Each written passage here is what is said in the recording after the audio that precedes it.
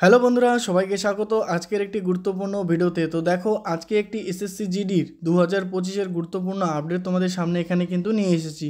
যারা যারা এবছর 2025-এ তোমরা এসএসসি জিডি এক্সাম দিয়েছো, বিভিন্ন ক্যাটাগরি এবং বিভিন্ন এরিয়া ওয়াইজ তোমাদের জন্য ভিডিওটি কিন্তু খুবই গুরুত্বপূর্ণ হতে চলেছে। ঠিক আছে, এই ভিডিওটির মাধ্যমে কিন্তু আমরা অনেক কিছু বিষয় এখানে আমরা দেখে নেব। এসএসসি জিডি তোমাদের রেজাল্ট, ফিজিক্যাল এবছর কবে হতে চলেছে এবং তোমাদের কাট অফ কী বছর মানে কত যেতে পারে, আগের বছরের থেকে কম না বেশি, প্রতিটি বিষয় কিন্তু এখানে আমরা দেখে নেব এবং অফিসিয়াল ওয়েবসাইটের যে আপডেট সেটা নিয়ে কিন্তু এখানে আমরা দেখে নেব। ঠিক আছে, তো তোমরা অবশ্যই ভিডিওটি স্কিপ করবে না, প্রথম থেকে শেষ পর্যন্ত খুব ভালো করে মনোযোগ দিয়ে ভিডিওটি দেখো। এছাড়া বন্ধুরা, তোমরা যারা এখনও পর্যন্ত study with current GK YouTube চ্যানেলটিকে সাবস্ক্রাইব করোনি, তোমরা অবশ্যই চ্যানেলটিকে সাবস্ক্রাইব করে পাশে থাকা বেল আইকনে ক্লিক করে অল নোটিফিকেশান অন করে রাখো। এই চ্যানেলটির মাধ্যমে কিন্তু তোমরা প্রতিটি জবের আপডেট সবার আগে পেয়ে যাবে। তো সবার আগে নিজেকে প্রস্তুতি রাখার জন্য, নিজেকে আপডেট রাখার জন্য তোমরা স্টাডি উইথ কারেন্ট জিকে চ্যানেলটিকে সাবস্ক্রাইব করে অবশ্যই ফলো করো। তোমরা কিন্তু এখানে অনেক কিছু নতুন নতুন আপডেট সবার আগে পেয়ে যাবে। ঠিক আছে, তো চলো আমরা গুরুত্বপূর্ণ ডিটেলসগুলি আজকের দেখে নিই। তো বন্ধুরা দেখো, তোমরা যদি স্টাফ সিলেকশন কমিশন মানে এসএসসির অফিসিয়াল ওয়েবসাইটে যদি তোমরা এখানে ভিজিট করো, তো দেখতে পারবে অফিসিয়াল ওয়েবসাইট কিন্তু তোমাদের আপডেট হয়ে গেছে, যেটা হচ্ছে এই মাসের 1 তারিখে কিন্তু তোমাদের আপডেট হয়ে গেছে। ঠিক আছে, তোমরা এখানে দেখতে পাচ্ছ যে লাস্ট আপডেট রয়েছে জুন 1, 2025। তো এটি আমি কেন বলছি, দেখো এসএসসির ওয়েবসাইট যখনই আপডেট হয় তখনই কিন্তু কিছু না কিছু তোমাদের খবর এখানে আপডেট আসে, যেটা তোমাদের এবছরের এসএসসির বিভিন্ন এক্সামের রেজাল্ট বলো বা তোমাদের বিভিন্ন ফিজিক্যাল, ঠিক আছে, প্রতিটি কিন্তু আপডেট খুব তাড়াতাড়ি দিয়ে দেয় এখানে এসএসসির মাধ্যমে। তো এবছর এখানে এসএসসি তোমাদের কবে রেজাল্ট জারি করতে পারে এবং এটা তোমাদের ফিজিক্যাল কবে হবে, ঠিক আছে, প্রতিটি বিষয় কিন্তু এখানে আমরা দেখে নেব। তার সত্ত্বেও তোমাদের এখানে কিছু ইনফরমেশন আমি বলে দিই। দেখো এসএসসি জিডিতে যারা যারা এবছর এক্সাম দিয়েছো তোমাদের জন্য কিন্তু এটি জানা অত্যন্ত প্রয়োজন, কেননা এবছর দেখা যাচ্ছে যে অনেক ক্যান্ডিডেটকে কিন্তু একটি নোটিশ পাঠানো হচ্ছে, যার মাধ্যমে বলা হচ্ছে যে যারা যারা এসএসসির মানে তোমরা যে এক্সাম হলে, ঠিক আছে, তোমরা যে এক্সাম দিতে গেছো, এক্সাম হলে যারা যারা তোমরা কিছু মিস্টেক করেছো, মানে কেউ কারোর দিকে তাকিয়েছিলে বা কিছু জিজ্ঞেস করেছিল, বা তোমরা যদি কপি করে থাকো বা কিছু ডিজিটালি যদি তোমরা কিছু মানে মানে এদিক ওদিক করে থাকো, কিন্তু যারা যারা করছে তাদের সিসিটিভি চেক করে তাদেরকে কিন্তু নোটিশ পাঠানো হচ্ছে এবং তাদের বলা হচ্ছে যে তোমার এই কাজের জন্য তোমাকে কিন্তু এত শাস্তি দেওয়া হচ্ছে। ঠিক আছে, তো এসএসসির কিন্তু এই সমস্ত বিষয়ে কিন্তু এবার কঠোর মানে নির্ণয় নিচ্ছে। তো অতি অবশ্যই তোমরা কিন্তু সাবধানতা রেখে তোমরা এক্সাম দেবে।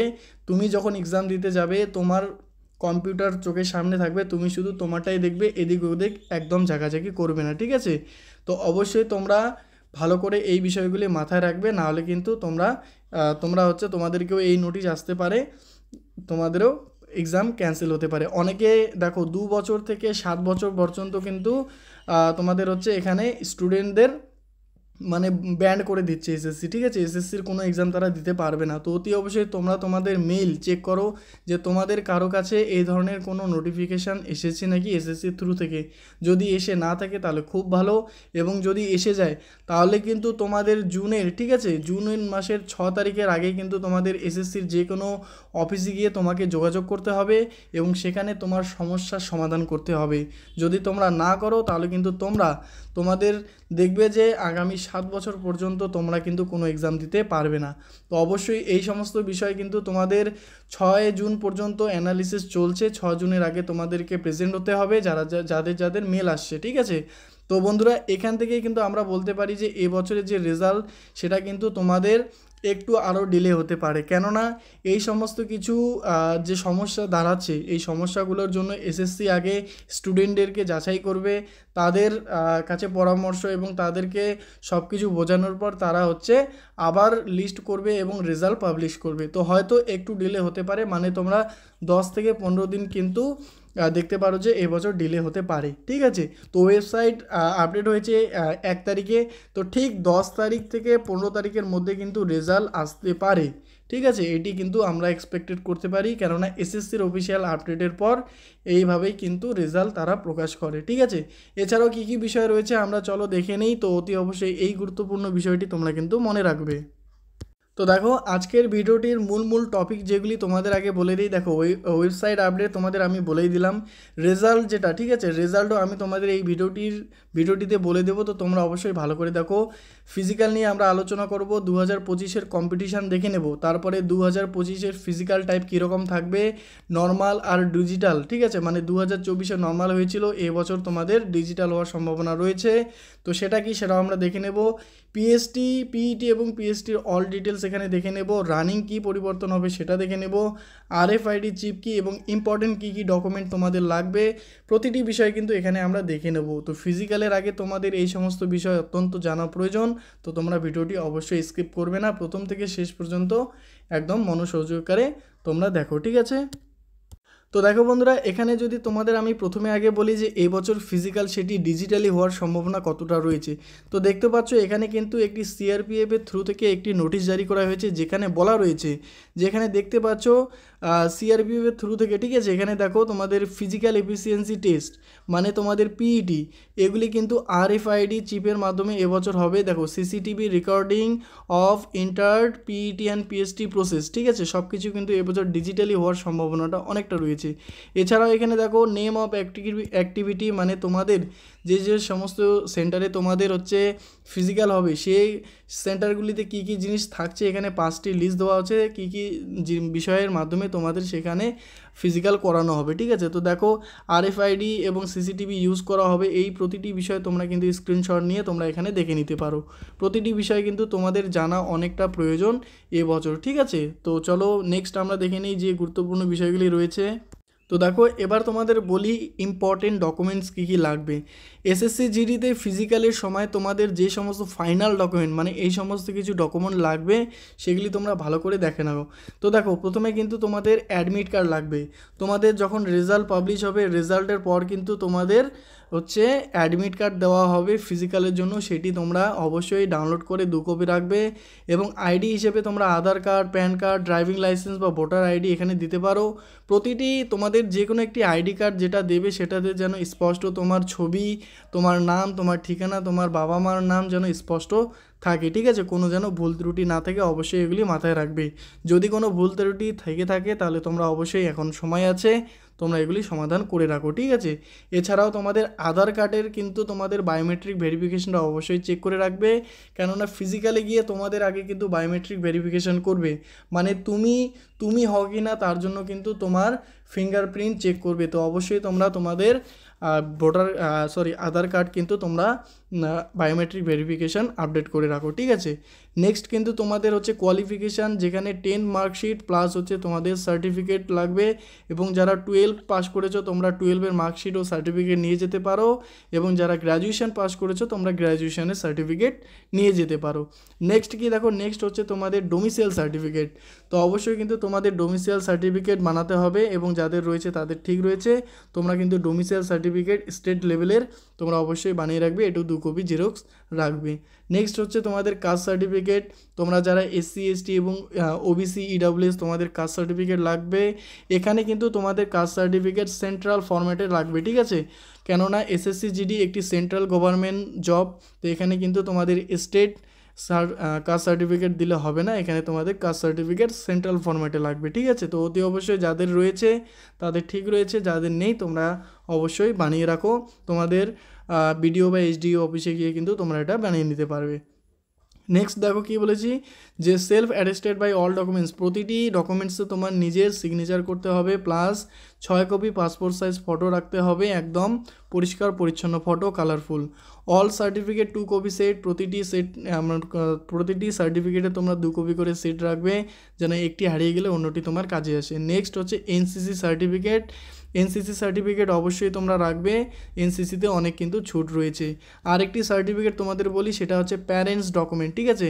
তো প্যারেন্টস ডকুমেন্টের মধ্যে তোমরা কিন্তু বাবা মার আধার কার্ড বা ভোটার কার্ড বা বার্থ সার্টিফিকেট কিন্তু তোমরা এখানে নিয়ে যেতে পারো, কেননা অনেক সেন্টারে এটা চায়, আবার অনেক সেন্টারে কিন্তু এটা চায় না। তো অতি অবশ্যই তোমরা প্রতিটি বিষয় ফিজিক্যাল করার সময় তোমরা নিয়ে যাবে, ঠিক আছে, এগুলি একদমই করবে না। তো চলো এবার নেক্সট দেখে নিই কী জিনিস বিষয় আমাদের জানা দরকার।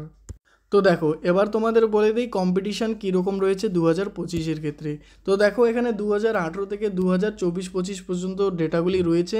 এখানে রয়েছে টোটাল কতজন ফর্ম অ্যাপ্লাই করেছে, এখানে টোটাল কতজন এক্সাম দিয়েছে, এখানে অ্যাভারেজ কতজন এক্সাম দিয়েছে, এখানে টোটাল ভ্যাকেন্সি কত ছিল, এবং এখানে রয়েছে একটি ভ্যাকেন্সির জন্য কতজন কম্পিটিশানে রয়েছে। তো দেখো এখানে 2018-এর ক্ষেত্রে দেখতে পাচ্ছ 51 জন ছিল, 2021-এর ক্ষেত্রে 119 জন, 2022-এর ক্ষেত্রে 60 জন, 2023-24-এর ক্ষেত্রে 64 জন, এবং 2024-25-এর ক্ষেত্রে কিন্তু তোমাদের 46 জন। তো দেখতে পাচ্ছ আগের এক্সামগুলির তুলনায় এবছরের কিন্তু কম্পিটিশান অনেক কম রয়েছে।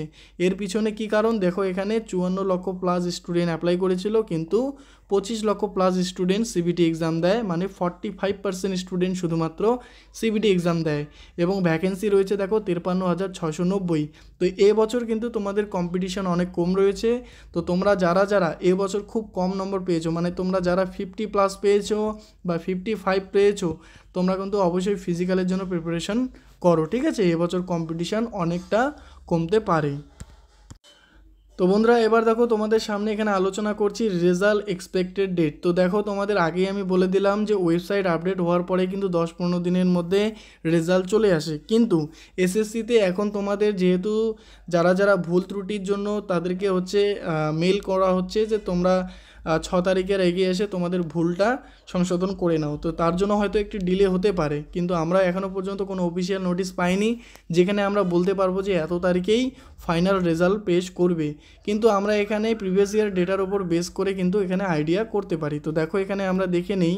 তো দেখো 2022-এর ক্ষেত্রে আমরা দেখছি যে 10ই জানুয়ারি থেকে 13ই ফেব্রুয়ারি এক্সাম চলেছিল, কিন্তু রেজাল্ট দিয়েছিল 8ই এপ্রিল, মানে এখানে 2 মাস সময় নিয়েছিল এসএসসি। 2023-24-এর ক্ষেত্রে দেখো 20 ফেব্রুয়ারি থেকে 7ই মার্চ 2024-এ এক্সাম চলেছিল, এবং 10 জুলাই 2024-এ রেজাল্ট দেয়, মানে 3 মাসের এখানে সময় নিয়েছিল রেজাল্ট পাবলিশ করতে। এবং দেখতে পাচ্ছ এখানে 2025-এর ক্ষেত্রে 4ই ফেব্রুয়ারি থেকে 25শে ফেব্রুয়ারি 2025-এ এক্সাম হয়, মানে তোমাদের এখানে রেজাল্ট কবে আসবে এটাই কনফিউশন, কিন্তু তোমাদের এখানে অ্যান্সার যে কী সেটা কিন্তু 4 মার্চ 2025-এ পাবলিশ হয়েছিল। তো রেজাল্ট এবার কবে এটাই সবথেকে বড় প্রশ্ন, প্রত্যেকে এইটি প্রশ্ন করে আসছো। তো দেখো তোমাদের বলি, দেখো প্রথমে 2022-এর ক্ষেত্রে দেখলাম যে এক্সামের 2 মাস পরে রেজাল্ট দিয়েছে, এবং 23-24-এর ক্ষেত্রে দেখছি যে 3 মাস সময় নিয়েছিল রেজাল্ট দিতে। কিন্তু আমরা দেখছি যে ফেব্রুয়ারিতে এক্সাম শেষ হওয়ার পরও এখনও পর্যন্ত রেজাল্ট জারি করেনি। তো বর্তমান মে মাসতেও শেষ হয়ে গেল এবং জুন স্টার্ট। তো দেখছি যে ফেব্রুয়ারি, মার্চ, এপ্রিল, মে, তো মে মাস মানে 1, 2, 3 মাস কিন্তু হয়ে গেছে, তবুও এসএসসি এখনও পর্যন্ত কোনো রেজাল্ট জারি করেনি। কিন্তু প্রিভিয়াস ইয়ার ডেটাতে দেখছি যে 2 থেকে 3 মাস সময় নেয়। তো এবছর কিন্তু 3 মাসেরও বেশি এসএসসি সময় নিচ্ছে। এর পিছনে কারণ কি সেগুলি তোমাদের বলেই দিলাম, যে ক্যান্ডিডেটের কিছু মিস্টেক থাকার জন্য কিন্তু ডিলে হচ্ছে। তো কিন্তু তোমাদের বেশি একটা ডিলে হবে না, তোমাদের কিন্তু আমি বলে দেই জুন মাসেরই তোমরা 10 থেকে 15 তারিখের মধ্যে কিন্তু তোমরা রেজাল্ট পেয়ে যাবে, ঠিক আছে? কেননা এসএসসি জিডির ওয়েবসাইট আপডেট হওয়ার পরেই এই ধরনের কিন্তু দেখা যায়। তো অবশ্যই তোমরা কিন্তু জুন মাসেই তোমরা অবশ্যই হচ্ছে রেজাল্ট পেয়ে যাবে, এটা কিন্তু এক্সপেক্টেড আমরা করতে পারি, ঠিক আছে?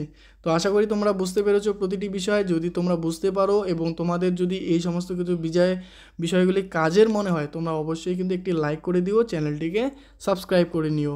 তো চলো এরপরে আমরা দেখে নেব হচ্ছে ফিজিক্যাল কবে হতে পারে, এবং ফিজিক্যালের A to Z বৈশিষ্ট্য কিন্তু আমরা দেখে নেব। তো দেখো বন্ধুরা, ফিজিক্যালের দিকে যদি বলি, এখানেও কিন্তু আমরা প্রিভিয়াস ইয়ার ডেটার উপর বেস করে এখানে এক্সপেক্টেড নেব। তো দেখো, তো দেখতে পাচ্ছি কি যে 2022-এর ক্ষেত্রে 8ই এপ্রিল 2023-এ আমাদের রেজাল্ট দিয়েছিল, এবং রেজাল্টের পর দেখো 17ই জুলাই থেকে 7ই আগস্ট 2023-এ তোমাদের হচ্ছে ফিজিক্যালে ডাকা হয়েছিল, মানে প্রায় 2.5 মাসের সময় নিয়েছিল এখানে এসএসসি ফিজিক্যালের জন্য রেজাল্টের পর। এবং 2023-24-এর ক্ষেত্রে দেখা যাচ্ছে যে 10 জুলাই 2024-এ রেজাল্ট দিয়েছে, এবং রেজাল্টের পর মানে 2.5 মাসেরও বেশি সময় নিয়েছে, মানে 23 সেপ্টেম্বর থেকে 19শে নভেম্বর কিন্তু এক্সাম এখানে মানে তোমাদের ফিজিক্যালে ডাকা হয়েছিল। তো 2025-এ কবে ডাকতে পারে এটাই হচ্ছে এক্সপেক্টেড। তো যেটা আমরা দেখলাম এর আগে যে জুন মাসে যদি আমাদের রেজাল্ট চলে আসে, তো জুন মাসের ঠিক এখানে অ্যাভারেজ 2.5, তো আমরা এখানে 2 মাসই ধরে নিলাম, 2 মাস পরে ফিজিক্যালি ডাকবে। তো জুন মাসে যদি আমাদের রেজাল্ট চলে আসে তাহলে জুন, জুলাই, আগস্ট মাসে কিন্তু আমাদের ফিজিক্যাল হতে পারে, এটা কিন্তু এক্সপেক্টেড আমরা করতে পারি। তো আমাদের হাতে কিন্তু আর বেশি সময় নেই, আমাদের হাতে ধরে নিতে পারো প্রায় 40 থেকে 50 দিন আমাদের হাতে সময় রয়েছে ফিজিক্যালের জন্য। তো তোমরা অবশ্যই কিন্তু ফিজিক্যালের জন্য প্রিপারেশান এখন থেকে করে রাখো, এবং এখন থেকে তোমরা যদি না করো কি সমস্যা হতে পারে সেটা আমি তোমাদের একটু পরে বলছি, ঠিক আছে? তো এইগুলি বিষয়গুলি তোমরা অবশ্যই কিন্তু স্ক্রিনশট করে রেখে দিতে পারো। এবার দেখো তোমাদের বলি ফিজিক্যালের বেসিক একটি ধারণা দিচ্ছি, যার ফলে তোমরা বুঝতে পারবে যে 2025-এ ফিজিক্যাল কীরকম হতে পারে। যারা নতুন স্টুডেন্ট বা নতুন ক্যান্ডিডেট তোমরা রয়েছো, এসএসসির এক্সাম দিয়েছো এই বছর, তো দেখো তোমাদের বলি পিইটি, পিএসটি এবং মেডিকেল প্লাস ডিবি এগুলি কিন্তু একই সাথে হয়েছিল 2024-এ। মানে তোমাদের ফিজিক্যাল, তোমাদের মাপঝোঁক বলো, তোমাদের মেডিকেল এবং ডকুমেন্ট ভেরিফিকেশান 2024-এ কিন্তু একই সাথে হয়েছিল। দেখো প্রথমে হাইট, তারপর ওয়েট, তারপর চেস্ট, তারপর রানিং করেছিল, তারপর ডকুমেন্ট ভেরিফিকেশান, তারপরে মেডিকেল টেস্ট, মানে 2 থেকে 3 দিন লেগে গেছিলো 2024-এ, ঠিক আছে? তো 2025-এ কী হবে এটি যদি তোমাদের আমি বলি, তো দেখো 2025-এর ক্ষেত্রেও কিন্তু তোমাদের 2024-এ রিপিট করতে পারে, ঠিক আছে? এবং এই বছর যে ফিজিক্যাল সেটা কিন্তু তোমাদের ডিজিটালি হওয়ার চান্স অনেকটা রয়েছে। এবার দেখো তোমাদের ফিজিক্যালে কতজনকে ডাকতে পারে।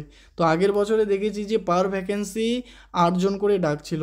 তো একটি ভ্যাকেন্সির জন্য যদি 8 জন করে ডাকে, তো এবছর প্রায় 50,000 প্লাস ভ্যাকেন্সি রয়েছে, ইন্টু 8 করলে কত দেখছি যে 4 লক্ষ প্লাস স্টুডেন্টকে কিন্তু এবছর তোমাদের ফিজিক্যালে ডাকবে। 2024-এ প্রায় 3 লক্ষ প্লাস ডেকেছিল, এবং 2024-এ কিন্তু তোমাদের 4 লক্ষ প্লাস অবশ্যই ডাকবে। এবং 2024-এর মতোই কিন্তু PET plus PST plus medical plus DB একসাথে হওয়ার চান্স কিন্তু এবছর অনেকটা রয়েছে, ঠিক আছে?